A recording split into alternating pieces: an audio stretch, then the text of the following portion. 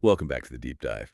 Today, we're diving into, well, it's a real gem from 18th century England, The Heiress, Ooh-Who's. It's a comedy by John Burgoyne. And we've got excerpts from the play itself. And we're ready to uncover not just the plot, but also the really juicy bits of social commentary and satire.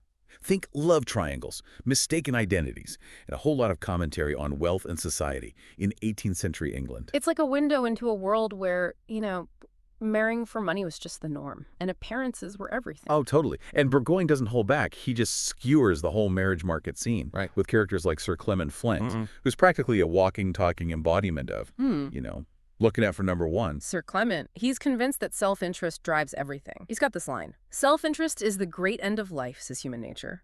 "Honesty is a better agent than craft," says proverb. He even compares old legal documents to relics in Westminster Abbey. He's fascinated by how families lost their fortunes. It's clear, wealth and legacy. Those are his obsessions. And he's determined to get his nephew, Lord Gayville, hitched to the wealthy Miss Elscrip. But here's the twist. Lord Gayville, he is smitten with another woman, Miss Alton, whom he meets under, shall we say, rather interesting circumstances. And he's completely head over heels for Miss Alton, but, and this is key, he's hiding his true identity from her. He goes by Mr. Hartley because he wants to be loved for himself, not his title or fortune. Talking about a classic romantic dilemma. It's like a test, right?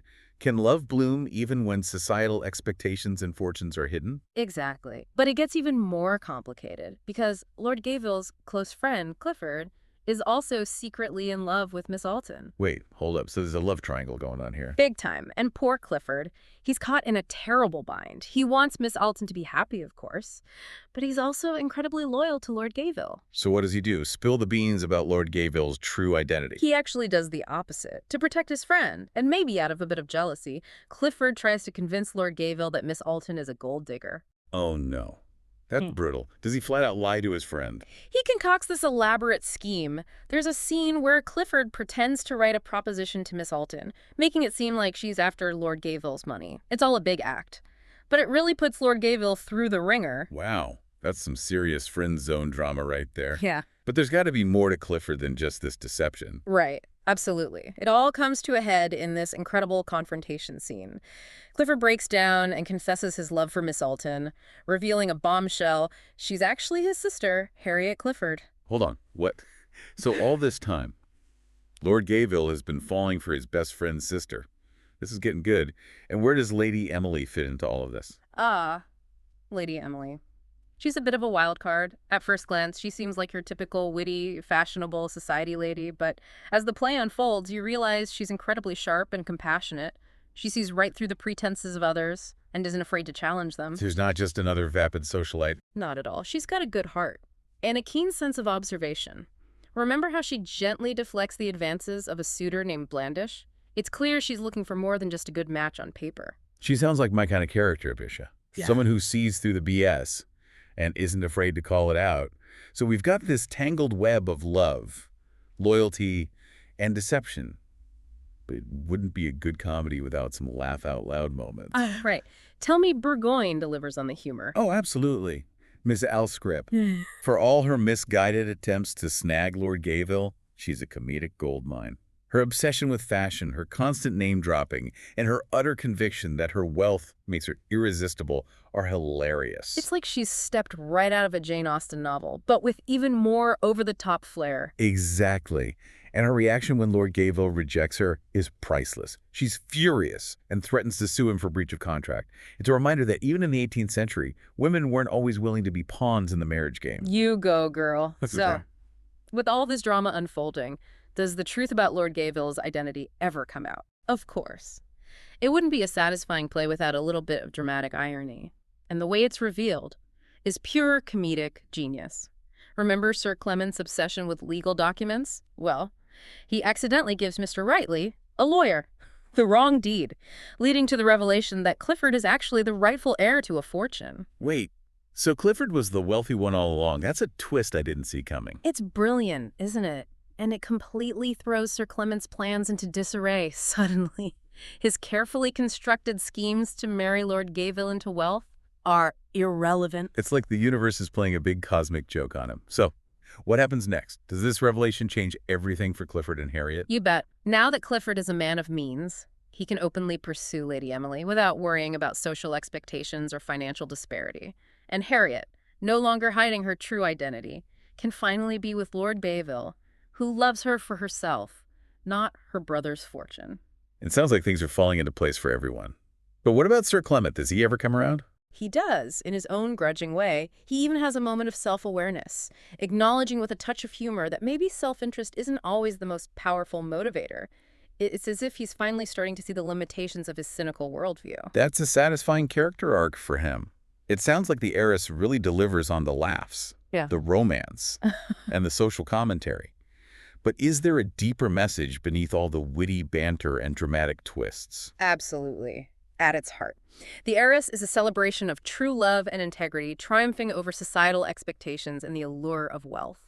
It's a reminder that genuine happiness comes from following your heart, not chasing after titles or fortunes.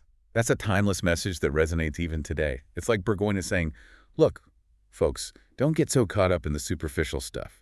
True happiness lies in those genuine connections, in being true to yourself and the people you love. Exactly. And he delivers this message with such wit and charm that it never feels preachy or heavy-handed. It's just a delightful story, full of colorful characters and surprising turns. That leaves you feeling both entertained and a little bit wiser. So we've got these characters navigating love, money, and societal pressures, all wrapped up in a hilarious and thought-provoking package. What stands out to you as particularly memorable or relatable about the play?